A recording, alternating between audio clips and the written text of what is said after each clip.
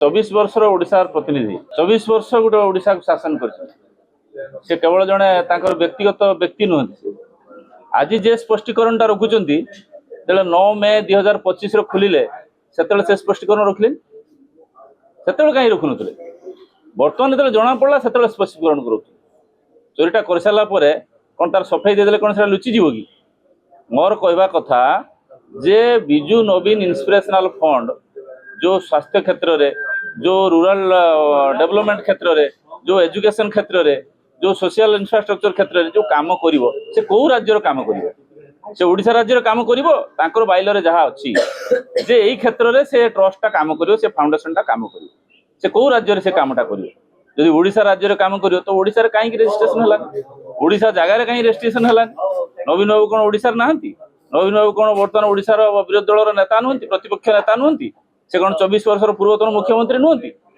विजू बाबू कौन प्रभात पुरुष नुहंती ओडिशार संपत्ति से नुहंती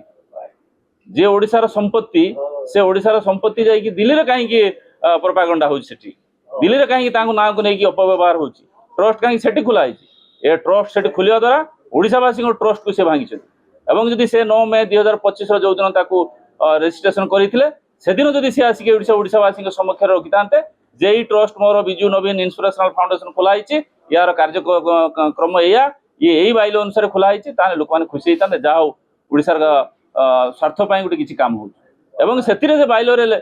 जो प्रेसिडेंट अच्छे विके पांडियान सी हूँ से बाइल सर्वसर्वा बाइल लखाई is the all in all authority ये अथॉरिटी देते कहीं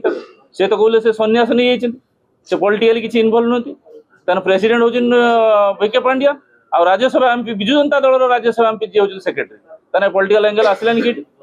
एवं जो फंड आसूची से फंड गुड़ा कौटू ट्रांसफर होकर डोनर किए सब कौ पॉलिटिकल एंगल लोक मैंने डोनेशन दौरान ये किए कार्य लगे जो कार्य लगे से ओडिशा स्वार्थर कार्य लगे तार ओडिशा रजिस्ट्रेशन कर कौन असुविधा था तेणु ये हूँ लोक आखि को लुचेवा कथा या इनक्वारी करा जना पड़ो जे केते केते टंका कौ जगह फंड ट्रांसफर हो आगामी दिन में निश्चित खुलासा करेंगे।